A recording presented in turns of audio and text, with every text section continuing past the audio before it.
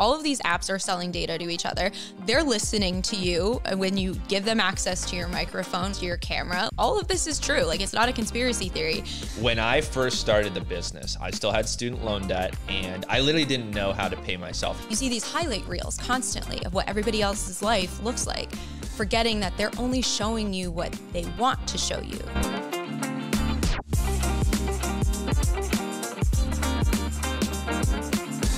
Guys, welcome back. This is the most excited I've ever been for an episode. Today I have Katie. Katie is my best friend. She is my girlfriend. She is my business partner. And Katie, before we start the episode, I just have to thank you. The business would not be where it's at. I would not be where I'm at. And I don't think life would be as fun if you were not here. So welcome to the show. Trying to make me cry right out the gate. What the heck? There we go. All right, we're already being real.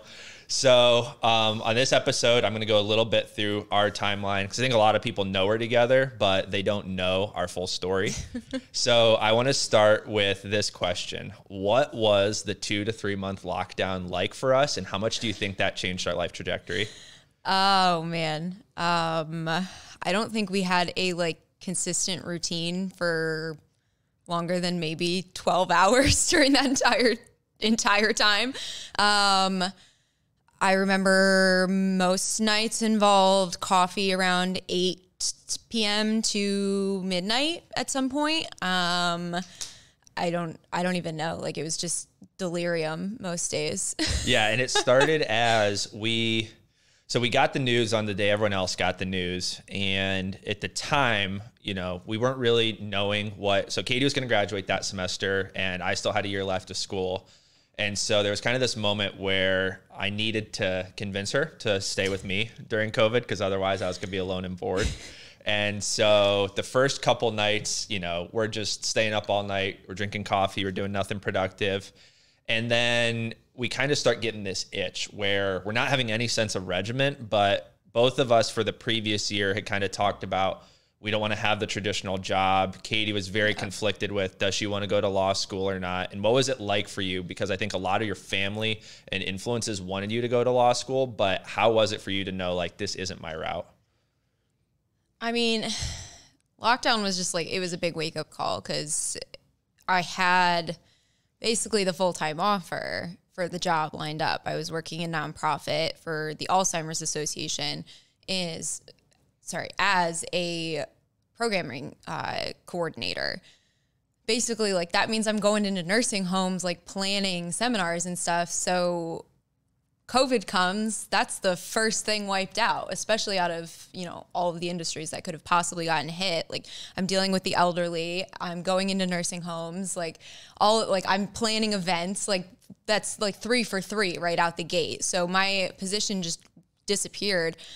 So that sense of security that I had been told I was going to get from a degree and from a 9-to-5 job and from just putting my head down and doing the work and doing all of the right steps and everything, it was gone. So it was kind of why would I keep looking for that? Why would I keep trying to force that to work when everything is telling me right now that's not the way to go? And in my mind, it was okay, law school is always there.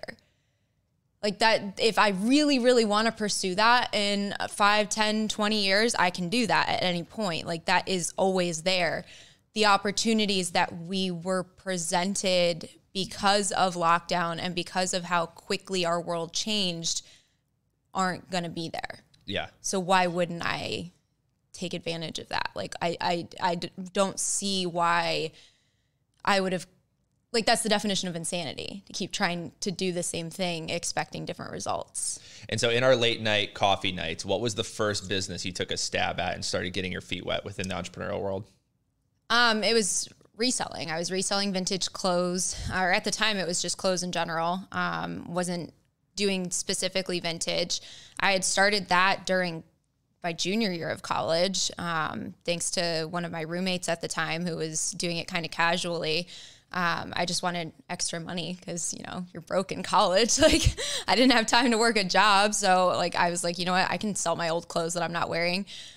Started doing that and COVID hits, I have nothing else to do. That other job's out the window. I was like, I have all of this stuff, all of these cute clothes that I'm not wearing because I'm staying at home all the time. Like, I'm going to sell them on the internet. So that's what I started doing. And then I started going to thrift stores once everything started opening back up, and I started like sourcing, and I got more into the vintage stuff. And that was a lot of fun, but it's also, and it taught me a lot. But it wasn't scalable in a lot of ways, in the ways that I wanted it to be. And do you remember the first time where I think we were stressed out, you didn't really want to get a job? I think this was you were doing the reselling. Do you remember my sales pitch to you of how we were going to make money online and how I convinced you to move in with me? You were just like blindly confident, or like, I don't even know if it was blindly confident. You were just like, you told me that you wanted to do drop shipping and like paid ads and like all of these other things that you had been watching all of these, you know, other 20-year-olds on YouTube, like posting all of their videos about, and it sounded great. I was like, okay, cool. Like, you seem determined. You seem to know what you want to do. And so, yeah, I don't know. And so it wasn't the actual thing I wanted to do, it was the confidence that you saw. Yeah. I think it was when you put your mind to something, you rarely fail at it. When you have decided that you want to actually accomplish something and you want to actually like pursue something to the best degree that you can, you do it. I don't see you fail to follow through unless you realize that that thing really isn't serving you. And even then, like, you really have to get pushed to realize that, like, okay, I need to step away from this and pivot a little bit, because you're so all or nothing. So it was like, okay, this is what he wants to do. It's going to happen. Like, even if I sit here and say, no, you shouldn't, that's just going to tell you to do it more. Because I watched every single other person in your life do that. And that's exactly what happened. Yeah. So, okay, I got some work to do there. I don't think it's necessarily a bad thing. I just think it's all or nothing. Like, so there was no doubt in my mind that you were going to achieve it. Even if it wasn't drop shipping, it was going to be something. Yeah, and I appreciate that. And for anyone listening, it hasn't always been perfect. You know, I think a chapter that, you know, I've noticed myself, Katie, and a lot of entrepreneurs are leaving out is the shitty jobs chapter. So I'll just kick it off for everyone. When I first started the business, I still had student loan debt, and I literally didn't know how to pay myself from the business. There was like this business account that had money, and then there was like the one I paid bills with. And so I'm working this job for $11 an hour. I hate it. I'm managing ads. I'm selling new clients. I'm managing new clients. And if I did crazy, I'd get a $1 an hour promotion. And so Katie at the time, she's kind of realizing like she doesn't want to do a traditional job, but she needs to be making money. And so Katie decides to DoorDash on a Saturday night. And do you remember for like 3 hours of work how much money you made, like your first night driving? It was over $100. I know that. I don't remember the exact number, but I know it was over $100. And I mean, like you just said, we were literally basically just sitting in the car for most of the evening, picking up food from different restaurants and dropping it off at people's houses. And this was still peak lockdown time in Ohio. So, I mean, there were tons of people ordering food online. I mean, it's still a thing, but there were a lot more back then. And it was easy because most people didn't want to talk to you. So you can just walk up, drop it off, and you're gone. So it was simple. Yeah. And I think my favorite part of it was the time freedom. Like I never listened to audiobooks. If you told me to read a business book a couple years ago, I would have said I would do it and ignore you. Yeah. But I think both of us, like being in those isolation periods where the only content you're consuming grows you, is very important. So for you, when you look back on that time period, whether it was a podcast, whether it was a book, what are some of the pieces of media that really affected your life? So I was kind of like you, like I didn't really consume a lot of books at the time. And that was weird for me because I grew up reading. Like I grew up obsessed with reading. But I think school kind of took the fun out of it for me. So it took me a while to get back into it. But the first one that I remember reading was Girl Wash Your Face.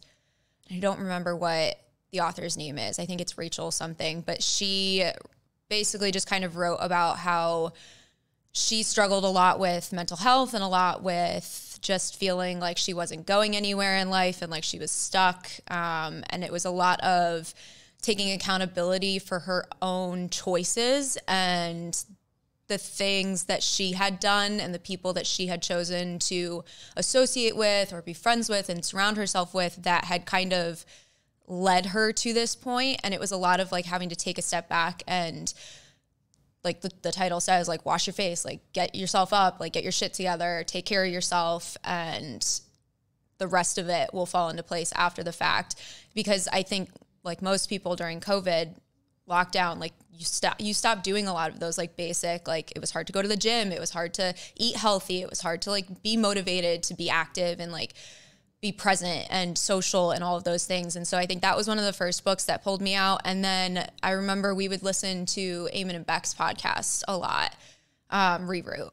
That was one of my favorite ones. And I wish that they would bring it back someday because I really miss those episodes. But yeah, I remember that one was a big one too. So I'm gonna ask about the first one. Why do you think so many young women like yourself that are very driven struggle to get around the right friend group? I mean, I don't know if I can speak for like all women. For me personally, I think I grew up in a very competitive environment. I grew up with a lot of women around me, very strong, great women who are all wonderful people. But I grew up dancing and competitive dancing. And that means like even your best friends, you're dancing with them, but you're also dancing against them. And in my studio, there was a lot of negative energy. Like it was just a lot of toxic energy at times. And I think that in an effort to kind of push us, a lot of the borderline bullying, quite frankly, was allowed. And it was kind of like pushed under the rug because, oh, well, they're dancing better. They're competing better. We're getting better scores at our competitions. We're placing at the top of the podium every single time, essentially. And I think mental health got sacrificed a lot, and like positivity and community got sacrificed a lot. And I also think like it's a generational thing for a lot of women too. I think a lot of women take on their mothers, their aunts, their grandmothers' insecurities. I read a quote recently or heard a quote recently that was kind of like moms need to be careful what they say in front of their daughters because their daughters are going to grow up being told they look like them, they sound like them, they act like them. And it's like if you're constantly putting yourself down, if you're constantly projecting negativity onto other women, onto yourself, then your daughter's going to start doing that. Your kids are going to start doing that. And so that's something that I kind of realized was a big struggle in my family, was that like inability to acknowledge insecurities and realize that they're being projected onto the women around us. And so I internalized a lot of that growing up, and I guarantee that there are plenty of other women out there that do that. But for me, that's what it was. Like there was just a lot of insecurity internalized, a lot of like competition that got internalized a lot unnecessarily, and it made it really hard to form like authentic relationships because it made it hard to be vulnerable with other women.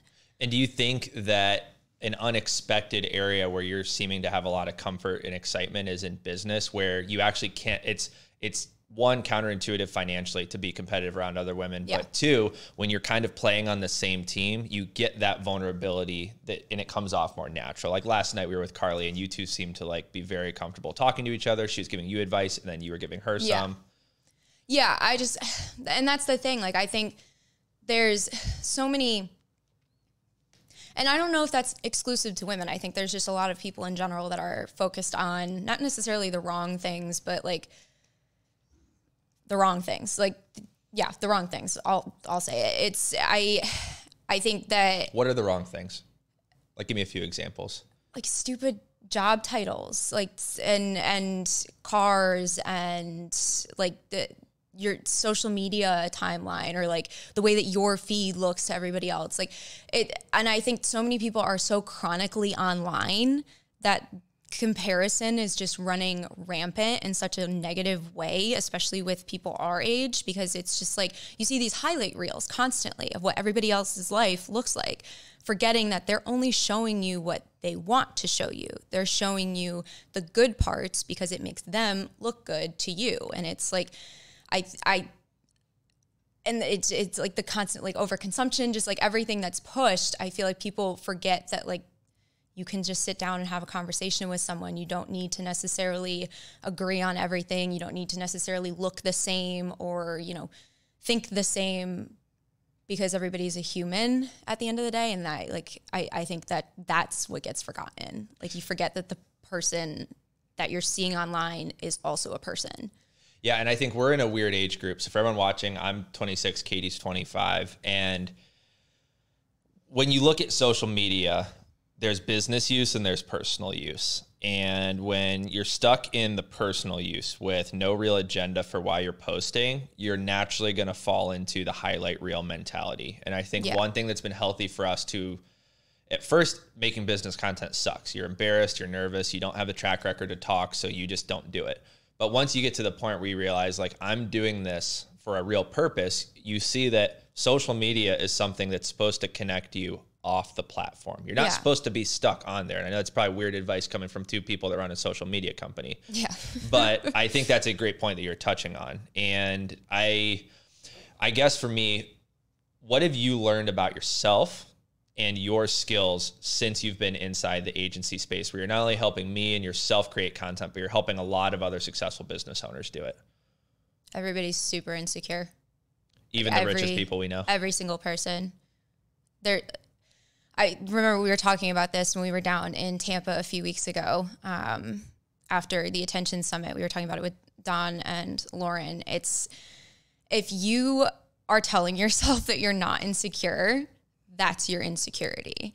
Like, everybody has something that, like, makes them feel a little bit nervous, makes them feel a little bit embarrassed. It doesn't have to be anything major. It doesn't even have to be anything about the way that you look or anything like that, like superficial. It can be something like totally internal. But I think, again, because we're spending so much time looking at what other people are doing and whatever other people are saying and thinking and everything, and the internet has kind of cursed us and blessed us with that. Yeah, I think a lot of people have that difficulty to be themselves, because especially I've used this reference with a lot of people we work with. When you do a lot and say little, you actually start building this dam in the back of your head of things that have happened in your life that you want to talk to people about. But when you're doing well in business, there aren't as many people. You can't go to your kid's game and tell everyone about the deal you closed. You can't just go talk to the DoorDasher while you're standing out there for a second grabbing your food and saying everything you learned about taxes that day, because to most people it is boring.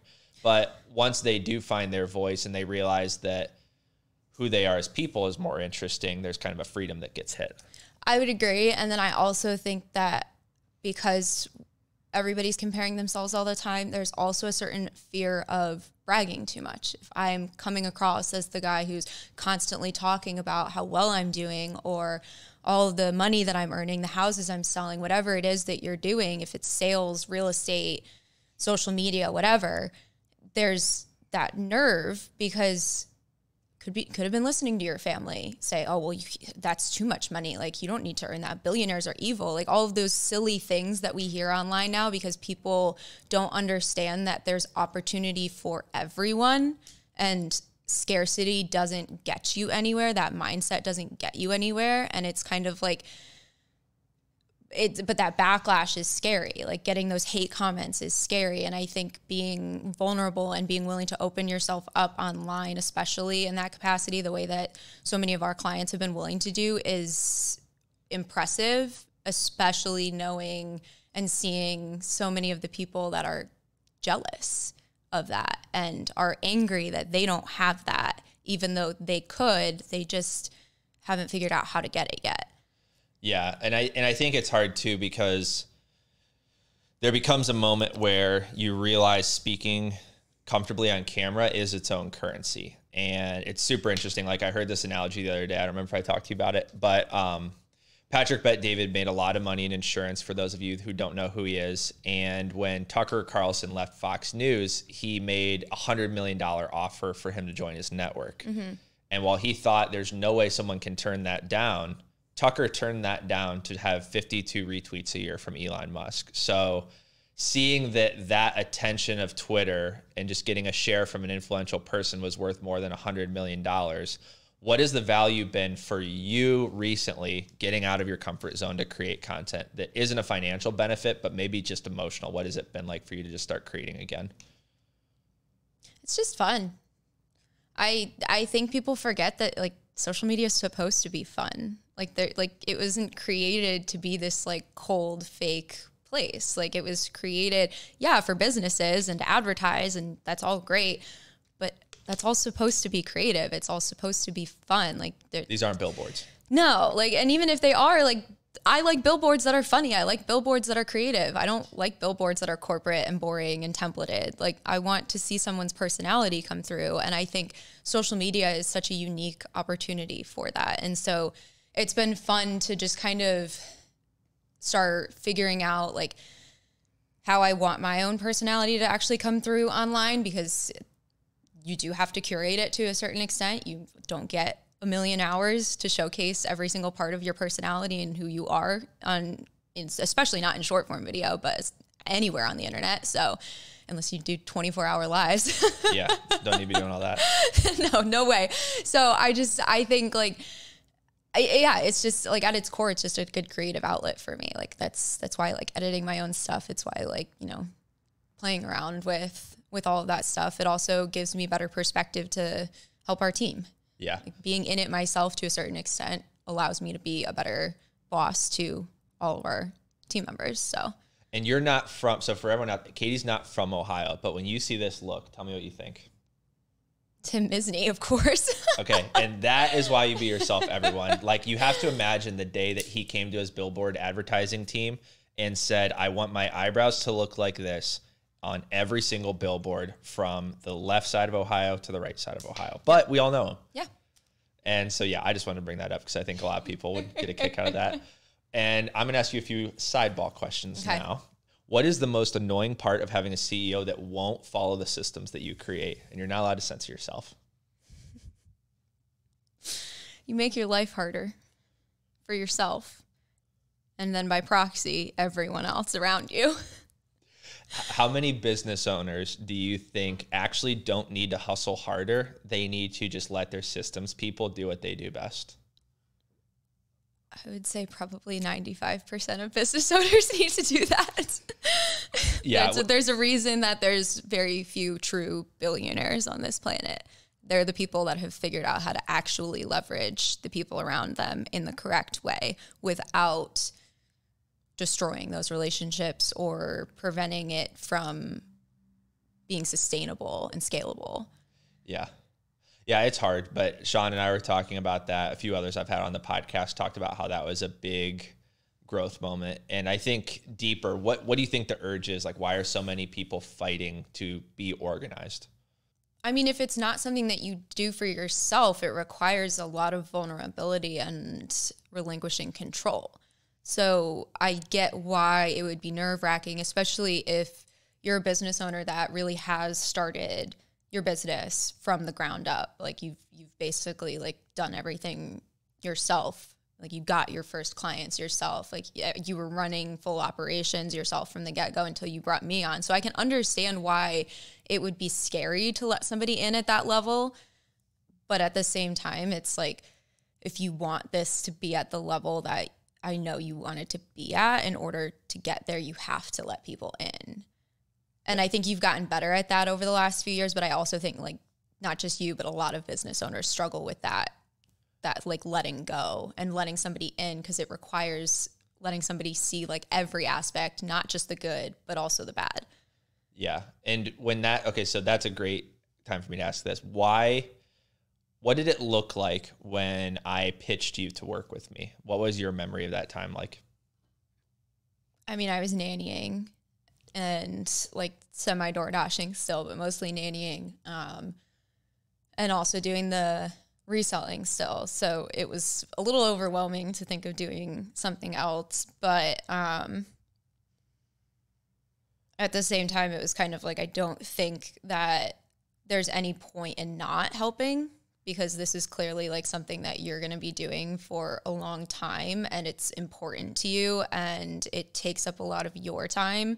And I was kind of like, cool, like we'll get to hang out more. So at the very least, like it seems like it's easy work because it was just copywriting at that point, basically just summarizing articles and posting graphics. So I was like, I mean, we'll get to hang out more and he won't be working until midnight, 4 nights of the week, every single night. So yeah. And the first time, Colleen, if you're watching this, was we went out to Indiana and we were doing like a little like stay at Lake Michigan Airbnb experience. And I had like 2 posts I still had to do. It was like 6:30, 7:30 at night. And I am like freaking out. It was 2 posts, but I was just so burnt out at the time. I didn't think it could happen. And Katie's just kind of sitting next to me. And she goes, do you want a little help? Can you show me how you do this? And I thought it was rocket science to summarize a 3-page Everyone article. always does. And I just asked her if she could do it. She did it probably better than I had the skill set to do that day. And this wave of I don't have to control everything hit me. And if you're out there right now and you're a solopreneur and you feel like what you're doing is the best, I promise you it's not, unless you want to stay exactly where you're at, because you are going to need to let someone come in and learn what you do and then probably do it better than you. Yeah. Yeah. I think Who Not How was the book that like made the biggest positive impact on the business so far. Like there's been other ones that have been really beneficial, don't get me wrong, but I think that's been the most tactical advice from a book that we've been able to like definitively apply without having to scale to crazy levels in order to like be acquired or like take some of these other steps that we've read about. Yeah, because it's came through in all forms. Like it's come through with like, we have virtual assistants we hire to organize ourselves. Some help with editing, some help with writing. We have mentors that are in countries I would have never thought of. You know, Dan's, I think in Australia or New Zealand, who knows? I've worked with Tyler, who's out in the UK. And these are people that they have a skill that we need them to do internally or externally. They've accomplished something we have not accomplished yet, and we need to learn how they've done it. And I think along the way, we've accepted that the people that are going to get us there are the actual factor we need to focus on, whereas the how does it happen is way less important than we think. Yeah. And one of the big ones I got to give a shout out to is we have a team member, Seth, who has just like been an all-star recently. She's and the real MVP. Yeah, we're both seeing what it's like when you actually nurture someone, let them grow their skill set, give them weekends off, give them days off. When they ask for vacation, you know, make sure they're taking that time to recharge. What has been the most unique part for you? Because you don't really do as much of the coaching, but you do a lot of like working with the team. What's the most unique part about Philippines culture that you didn't know until we had a couple members on the team from out there? I don't know if it's like the culture. I feel like I have a hard time speaking to the culture because I'm not super educated on like day-to-day life over there and everything. But what I will say is most of the people that we have hired that are from that part of the world are incredibly hardworking, willing to push themselves beyond anyone that I've met in the US. And it's not just for money. Like it's like, they're just genuinely driven people. And when you treat them with respect, I think like most people, you get 10 times back from them. And it's like the dedication that I feel from our team members that have been with us for the longest, like Seth, is insane. Like, and she told me the other night, I asked her, be honest, what is it like working with Americans versus other countries? She said people in the UK are mean. She said the Chinese are aggressive and on unrealistic timelines. So I was a little flattered to know that, you know, we're given a good work environment. But the next question I have for you is, how often do you think our VAs in the Philippines are actually having weather issues versus missing their deadlines? Okay, weather, I think that one is a harder one to fake because we can Google that. So the ones that have used weather, they've been strategic about it. I don't know if it's truly the storm is directly impacting them, but I will say there have been storms most of the time when I get told that. The internet excuse, that's the one that I don't buy ever. DMing us in Slack. Yeah, you're DMing us just fine, but you can't get anything saved or anything. Yeah, that one's a hard one for me to buy 100% of the time. I get it every now and then, but yeah. And one thing I think that's cool about our team is I know everyone has a pet. So I'm going to ask you, because you were the first one in our relationship to make that venture, how important is it for business owners to have a pet?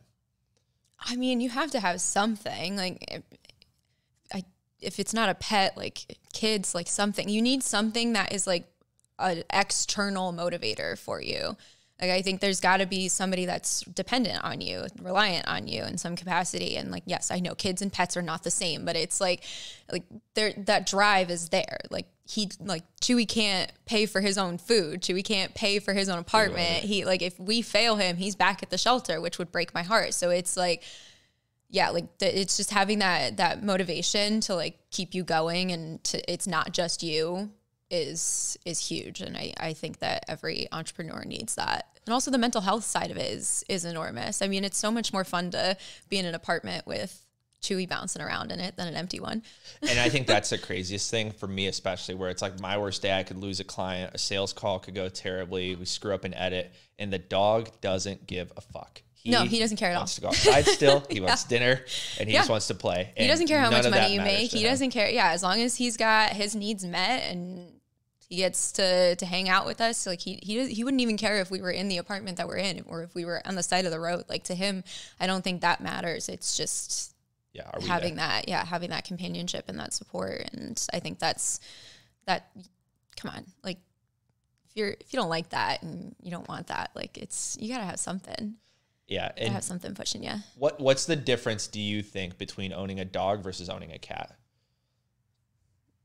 The independence versus the dependence. Like, Break cats are so independent. They are very much like, we'll come to you when we decide that we want your attention. You're not going to come to us. If you come to us, like, we might accept your love, but probably not. We're probably going to get up and we're going to move to the other end of the couch. Like, and so it's like that when you get that affection from them and you get that, like, they come and they curl up on your lap, or they clearly like love you and they're purring around. It's so much more rewarding. Not that dogs' affection isn't rewarding, but you don't have to work as hard for it. So it's like, it's just there. Like, and it's like you get home and they're like in your face, ready to go. And they're like fully dependent on you. Like, it's just that, like, if you're not there, their whole world is stopped. Cats are not that way. And I think that's the biggest difference. Yeah. And I think on the other side of it, for everyone out there, it's no secret if you work with a couple, you guys fight like idiots. We all do it. And what have you recently seen with Chewy when we start fighting like children? I mean, he gets right in the middle of it. He gets fully involved. He's like, I'm part of this. This is done. I'm part of everything. And when we had a cat, when we had Obi, he was like, screw you guys, you're disrupting my sleep. I'm going to the other room. Yeah. So it's like, it's just that very big difference in personalities where like dogs make your world their world, and cats are just like their worlds, your world is adjacent to theirs. You're like, you're living in your cohabitants rather than like, I don't know, but it's like you're just kind of moving like adjacent to each other rather than like together. Yeah, and you have to give me a very definitive answer on this one. So I'm going to ask you the question, and I need a snap response. Okay. In the entire timeline since we've been with Chewy, has he been a good boy or a stinky dog? Stinky dog. And I mean that with love. Like, he's a puppy. Like, I would be a little heartbroken if he had just been a good boy the whole time. But yeah, he's definitely been a stinky little boy. He ate like only my things. Yeah. Only my things. So you'd buy him a toy, and what would happen to it? Gone. I got him a rubber like ring toy, it was like tough plastic, like tough rubber. I didn't think he was going to chew through it. Not even 10 minutes. One ring is just gone out of 3. And you just had to accept that this is the price I have to pay. Yeah. And I had dogs. My parents have a dog. I love dogs, but he's a destructive little monster. Yeah, he really is. And he's been good for me to actually go out and run with him, to have these activities where I have to leave the house. And when I'm walking around at night, I don't look like a creep anymore. I just look like a guy with a dog, which is very beneficial to everyone in the neighborhood. That is beneficial. Mm-hmm. So what are some hobbies that, I know in business, you don't always have time to do it. Like, there are weeks where you and I are just working sun up, sundown, we stop at the gym. But what are some of the hobbies that you've been interested in the last few years that, as we build a company and start building out a team, you're most excited to have time for? I think reading is something that I'm excited to get back into a little bit more. I started reading like for actual like fun books again, rather than just productivity, self-help, business books. So that's one that I think I need to start making more time for, but that I'm excited to have more time for in the future, especially as we delegate more. I like just doing crafty things and stuff like that. So just, you know me, I hyperfixate on a different activity every month. So I'm just excited to have more time to hyperfixate on silly arts and crafts projects that then sit in the closet untouched. You and Abby need to have some yarn days. Yeah. What has Cleveland been like for you since moving here? I think it gets, you know, mistake on the lake, shitty Cleveland, but what are the things you think people don't know about this city? There's so much to do.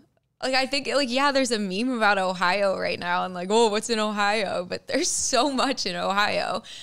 Cleveland especially. I mean, there's amazing restaurants in Cleveland, amazing museums, super fun concerts, all sorts of comedy shows. Like, there's a million things to do.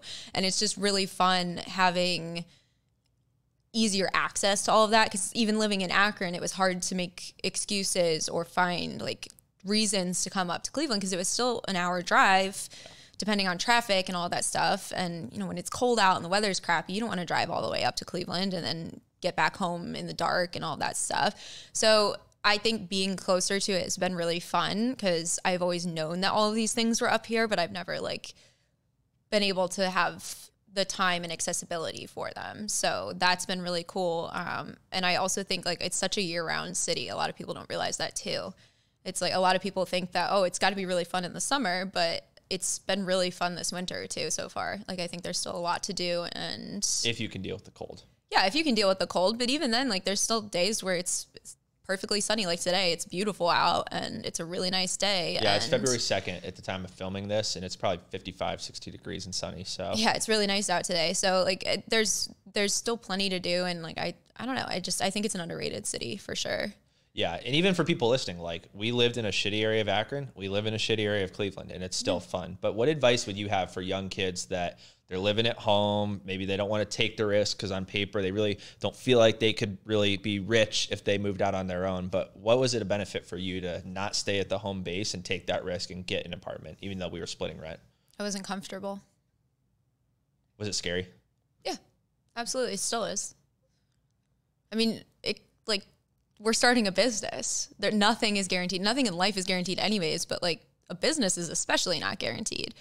Like, there's no blueprint for what we're really doing. There's no, like, yes, we have mentors and we have amazing people that we can watch and look up to and stuff, but like, we're still on our own.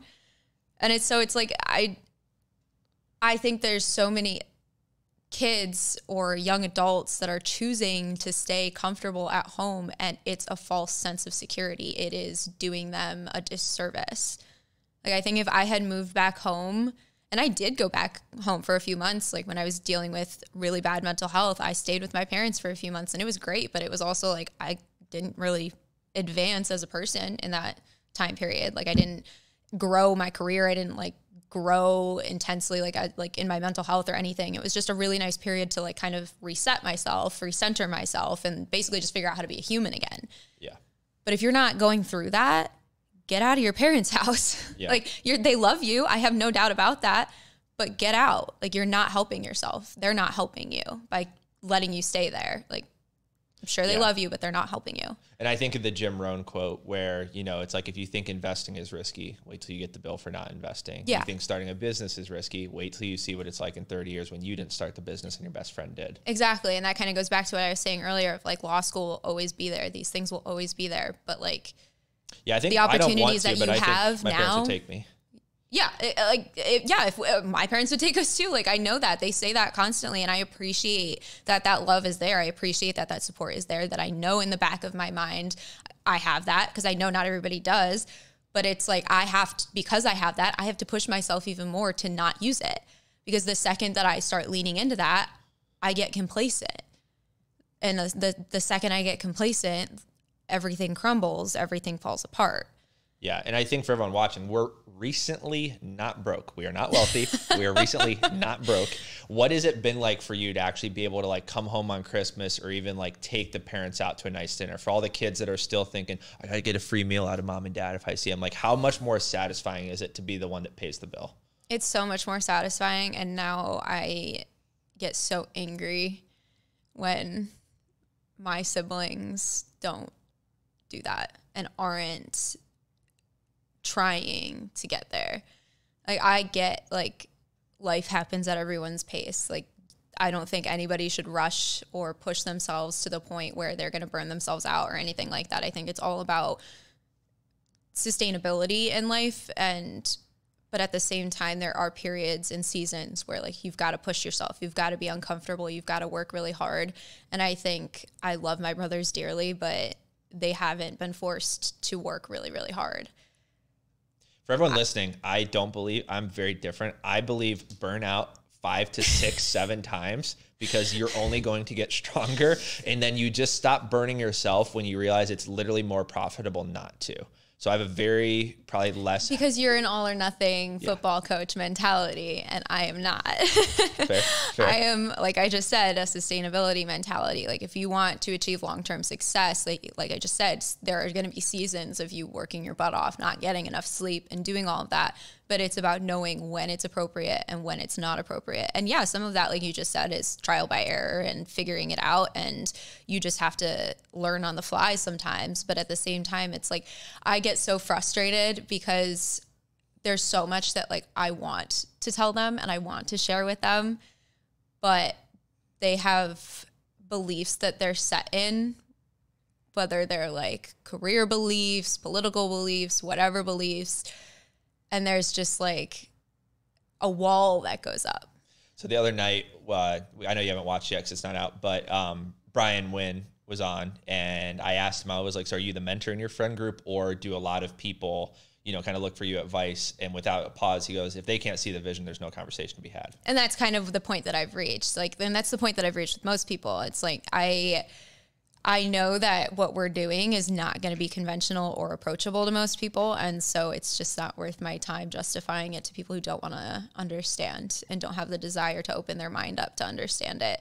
I have very little patience nowadays, I've realized, for people with a scarcity mindset, for people with that like negative, like hateful, borderline like jealous mindset where they're more envious, and instead of accepting that it's envy and finding ways to work with that person and achieve what they've achieved, they attack that person, or they're like, and I think it's like, you got to treat it like an allergy. I mean, we were just talking to Watts before this started about he's allergic to a dog. And like, if you're allergic to dogs and you see a dog, like you have to get away from it. And so many people don't do that with their brain. Yeah. And it's like we have that joke that we say, like when we get those comments on whether it's client posts or our own, that's a sick puppy. But it's like there are so many sick puppies out there nowadays, and after a certain point, you have to stop trying to help the sick puppies, and you have to just kind of step back and let them figure it out for themselves. And I got to ask, I want to give you props. You were a sick puppy on Twitter for like 2 years. Like, Katie was a keyboard warrior, and I was a political science major, and during the Trump administration as a liberal woman from Connecticut going to school in Ohio. Like I was the keyboard warrior. I was like constantly attacking people online, like especially in like other women too. Like that was one of my favorite groups to like go after. And it took so much work of like, girl, wash your face, like realizing I'm attacking myself. All I'm doing is screaming into a void. Nobody's listening to me. I'm just hurting myself. I'm hurting my own brain. I'm hurting my own feelings. Like nobody's listening to me anyway, so I just feel more unheard. So I just stopped. I deleted Twitter, junior year. Yep. Haven't ever looked back. I don't think I've looked at that platform since it was gone. And there was a lot of counseling and a lot of therapy that I did to realize I'm bullying myself every time I go after somebody else, or I make a crappy comment talking shit on somebody else. Yeah. All right. Yeah. Touchy subject, politic question. Why is it important for business owners to stop consuming the news so often? It's a waste of your time. It doesn't serve you at all. It's so purchased. Nothing in the news is real.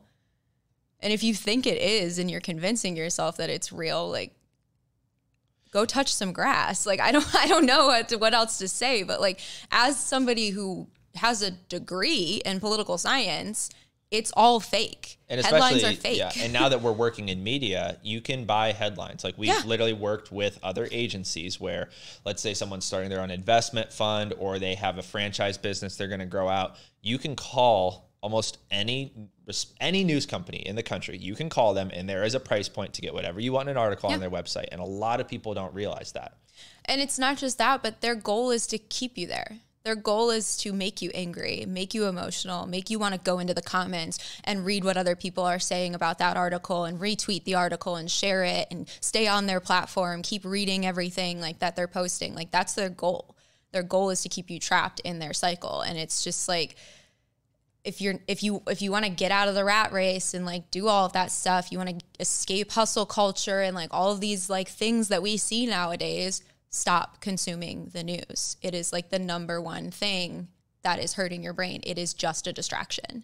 And how much lighter does your brain feel? Like think about like 3 months after you were off all of that. Like what did it feel like? So much lighter. And it's like what's crazy is like you'll hear about the important stuff that actually matters. Like I haven't looked at CNN's website or the New York Times or any of those websites in years, like probably since just after the 2020 election. And I still hear about the important stuff, like the big wars, the big economy shifts. Like I still get all of that information because it's not like if it's important, you'll know. But it's like you don't need to consume it yourself. You don't need to read every single article. Like 9 times out of 10, like you just said, what you're reading has been purchased. It's an opinion, not a fact. It's just being portrayed as a fact. It's like that scene in the Disney Pixar movie Inside Out where like they're on the train. Those of you who have seen this movie, you'll get it. They're on this little train and there's these cartons of opinion cards and fact cards. They all get knocked over and they just start scooping them up and they go, oh, this happens all the time. They get mixed up all the time because they do, especially with the internet nowadays. Like you see a TikTok and oh, that's the truth. And you see another TikTok that says the opposite thing. And you either don't even acknowledge that opposite TikTok because your brain is looking for confirmation bias. It's looking for things to agree with what it's already been told because that's what it is naturally going to do. It doesn't want to have its worldview changed, but it's like you're automatically going to disagree with it, or you're just going to you're going to think it's wrong because you already saw this other opinion. Yeah. And how many people out there think that their timeline is unbiased? Probably a lot, but they're pretty silly if they think that. And for people who don't know, why is that a crazy thing to think? Like you literally give them your data. Like you are when you sign up and you give them your email and you give them your name and your birthday and you make your username and all your account and you click accept terms and conditions, you have shared all of your stuff from that device, any accounts associated with that email. Like all of these apps talk to each other. All of these apps are selling data to each other and to advertisers. Like they're listening to you when you give them access to your microphone, when you give them access to your camera. Like all of this is true. Like it's not a conspiracy theory. And if you're telling yourself that it's not true, you're in Delulu land and it's time to get out. Like you're out, like your algorithm is trained to keep you specifically on your phone in that app using that platform. So I've had a lot of older gentlemen ask me on discovery calls, why do all these apps show me butts and boobs? Because you're a creepy old man and so that's not on every timeline. No, it's not on every timeline. If it's on your timeline, that's a red flag. Ladies, don't let your boyfriends tell you that that's on every guy's timeline. It's not. Yeah, it's not. It's for sure not. It's not. Don't get me wrong. There will be the occasional post because the platforms are like, they know like young male, if they see a young male account, like there's going to be the occasional one. But if they're looking at it and they're training their algorithm, that's when you're going to see like every single post is one of those. Their explore page, if it's filled with it, they're looking for it. Yeah, you might. Even if they're deleting the search history, their algorithm is being trained. Gentlemen, I'm sorry that she said that and called you out, but it goes both ways though. Like I'm sure there are plenty of women that are searching things, and that's true. There's plenty of thirst trap content for ladies out there nowadays. So hey, it goes both ways. Yeah, keep your algorithms clean, folks. How's it been on your first podcast? It's been fun. Were you nervous today? Yes. What were the first 2 hours like before you came on the podcast? Like, what were your fears coming on? Was it that you were going to forget what to say? I mean, we tried this back when we were still living in Akron. What was it, like probably 2021, 2022? End of 20, early 21, yeah. Yeah, that we sat down, we got the mics and everything, and we sat down in our living room and we tried to like film an episode of a podcast. And it was a disaster. Like we both just kept talking over each other and correcting how we were asking questions. And we couldn't decide on what we even wanted to talk about or who was going to be like in the lead. And I just don't think that we were in the right headspace to be hosts of a podcast yet. I don't think either one of us like knew how to effectively communicate in that way yet.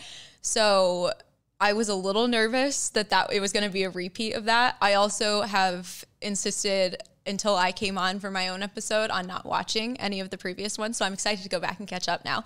But I hadn't watched how you were interviewing other people because I wanted to come on and just like kind of be able to get into it and be myself and not feel like I was prepping to be like someone else, for questions or anything like that, or like to like fit a specific style or anything like that. So, I think it was just like, you know me, I don't like the unexpected. I like to know what's coming. I like to have a plan. So it was just the nerves of not knowing exactly what was coming, I think, more than anything. And you're probably going to be tired today. So there's introverts in business, there's extroverts in business. What is something you've learned recently about your social battery and to not ignore it? It's shorter lasting than a lot of other people's, especially yours. And so I've realized I have to be selective with the situations that I choose to utilize it in order to give my best self, like, to those people that I'm trying to interact with. Like, it's not fair of me to be constantly like trying to force myself to be extroverted when I'm not, especially to to myself, obviously. Like, I'm burning myself out every time I do that, and that's not good for my head and my brain and my mental health. But at the same time, it's not fair to the people that I'm trying to interact with because they're not getting the best version of me. They're not getting a true, authentic interaction with me. And like, that's not fair to them. Like, it's a waste of everyone's time. So it's like, I want to be more selective and intentional with when I use my battery, so to speak. Yeah. So don't go to every networking event just to go. No. And what has been like the most unique part about this so far? Like, did you expect that I was going to have these questions ready? I expected some of them. I had a feeling like I kind of knew what you wanted to chat about, but you asked them in a good way. So. Well, thanks. I appreciate it. And the biggest question I have today is what is the one thing you're most excited about moving forward together? We've had a lot of chapters in this company where we've been stressed. We wanted to quit. We decided to keep going. Sometimes you're holding the fort down. Sometimes I'm holding the fort down. What are you most excited for as we move forward? I mean, to what you just said, I'm excited to have other people holding the fort down. Like, I'm excited to bring people like Seth that we've already kind of been nurturing and leaning into already, like, play a bigger role in the company so that we can take a more hands-off approach when we want to, as well as finding other people that we haven't found yet to come fulfill other roles that I know we can easily delegate. So I think that'll be fun because then I think we're actually going to be able to do all the things that we've talked about wanting to do with this business and the money that is being made from it. So yeah, I think that's cool. And then obviously like the real estate investing, doing all of that stuff is going to be fun. So who knows more about real estate investing, you or me? I think it's pretty evenly spread. Like, oh, come on. You're being humble. I'm not kidding. I'm not trying to be like, to be humble or anything. I think it's pretty evenly spread. I think it's interesting because we've gotten different aspects of the industry. We've each been exposed to very different sides of it because I was editing for a really long time and only for certain clients. And then you were in the field. What were those businesses for people listening? I mean, the biggest one that comes to mind is Chris Smith out in Laguna Beach, California. He's a loan officer. I edited for him for, I don't even know how many months. Like, it was a really long time. Yeah. And he knows an insane amount about mortgages, loans, and all that stuff. And so I was able to learn, like, I got a crash course essentially in loan products. Yeah. How many people get to edit a video a day, every single day of the week about a loan topic that like would otherwise be indecipherable on some weird Google article? Yeah. Like Chris was really good at communicating them in simple terms and breaking it down. And I got, like I said, a crash course on loans and interest rates and all of that stuff. So, and do you think that as we, obviously the company grows, we're keeping more money in our pockets. Like, what do you see your role being in real estate? Because I think it'll be fun to look back on and see how you answer this question. I'm going to end up being the more decisive one, which is funny because I'm not currently in a relationship. But I think you've seen so many different paths that we could potentially take. And that's kind of what I was saying with like, we've been exposed to different aspects of the industry. You've seen a lot more of the like tactical, are we going to do flips? Are we going to do buy and holds? Are we going to do short-term, long-term, mid-term? Like what's going to be our actual plan? Are we going to buy out of state? Are we going to buy in Cleveland? Like you've seen a lot of that. And I think that is going to end up causing a bit of analysis paralysis or decision paralysis at some point for you. I think it already has. And I think I'm going to end up being the one that says, okay, no, this is the house. Like we're doing this one, we're flipping this one, or we're going to do this as a short-term rental. Like I think I'm going to end up being the one that like makes that almost final call, even if we end up like obviously pulling the trigger together and like doing all of that stuff together. Like I think I'm going to be that one that's like confirming for you a lot that like, no, this is what we need to do. Because I think that's kind of the role that I do somewhat play in our business currently, because I think you get really excited by new features and service opportunities and things like that, and shiny object syndrome takes over sometimes, and I have to do a lot of like, nope, we're short form video. Nope, we got to stay focused. We got to make sure that we're perfecting what we already do, and I'm excited to kind of see how that evolves into real estate. Yeah. I think that'll be fun. All right, well, thank you for coming on the Figuring It Out podcast. You killed it. Thanks. All right, guys, that was episode 7. We will see you next time.